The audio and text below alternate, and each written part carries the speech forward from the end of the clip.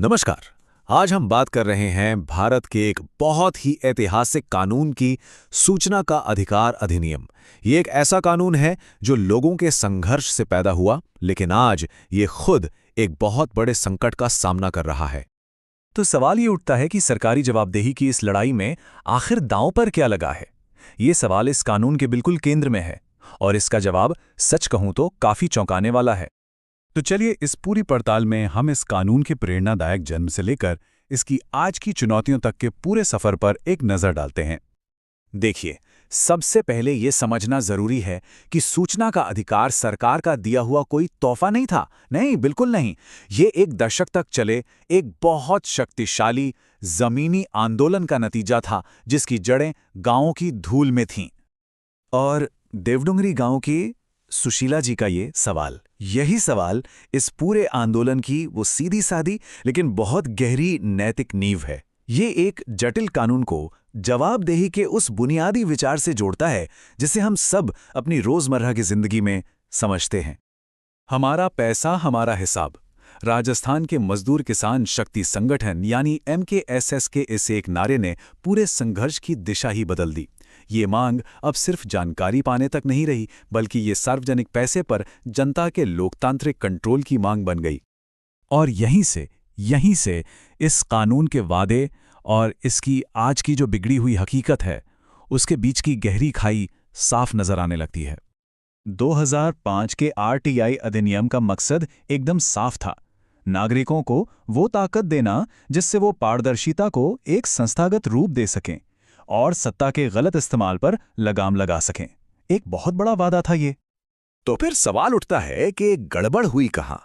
अब हम इस कानून के जो आदर्शवादी वादे थे वहां से निकलकर इसके लागू होने की जो जमीनी और गंभीर हकीकत है, उसकी तरफ बढ़ रहे हैं।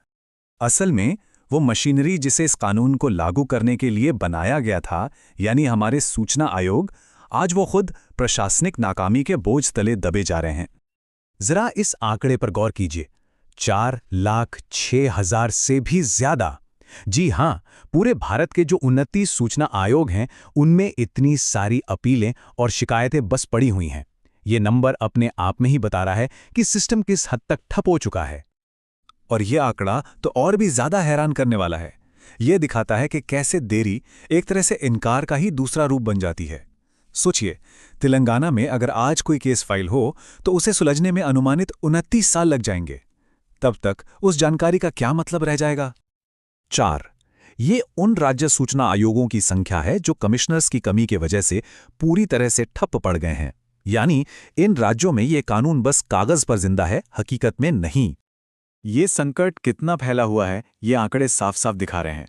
एक तरफ महाराष्ट्र में देश का सबसे बड़ा बैकलॉग है, तो दूसरी तरफ तेलंगाना और त्रिपुरा जैसे राज्य तो पूरी तरह से निष्क्रिय पड़े हैं।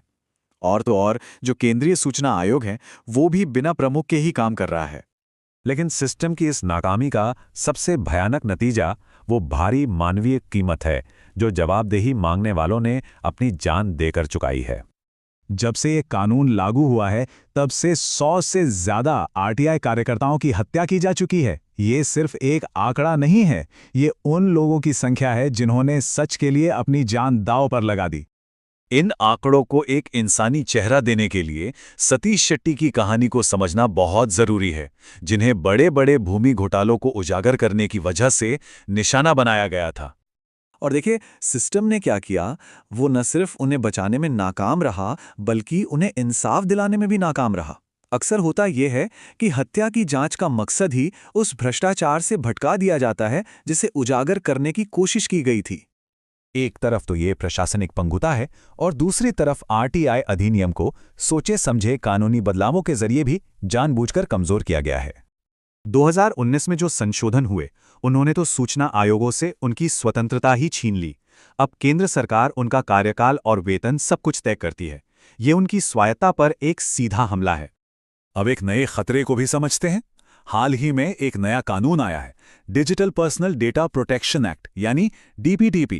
ये एक्ट व्यक्तिगत डेटा को बहुत ही व्यापक तरीके से परिभाषित करता है। और कार्यकर्ताओं की यही मुख्य चिंता है। डर ये है कि इस नए कानून को लोक सेवकों और उनके काम से जुड़ी जानकारी देने से इनकार करने के लिए एक हथियार की तरह इस्तेमाल किया जा सकता है। इससे तो भ्रष्टाचार पर पर्दा डालना और भी आसान हो जाएगा।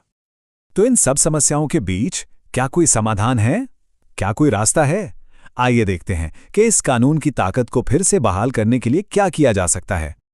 कुछ ठोस कदम उठाए जा सकते हैं, जैसे आयोगों में समय पर नियुक्तियां हों, सरकारें खुद से जानकारी ऑनलाइन पब्लिश करें, और सबसे जरूरी, सच को सामने लाने वालों की सुरक्षा के लिए विसिल ब्लोअर संरक्षण अधिनियम को पूरी तरह से लागू किया जाए। आखिर में ये सवाल सिर्फ एक कानून के बारे में नहीं है, ये लोकतंत्र में हर नागरिक की अपनी शक्ति के बारे में है। क्योंकि याद रखिए, जब पूछने का अधिकार कमजोर होता है तो जानने का अधिकार खुद ब खुद खतरे में पड़ जाता है।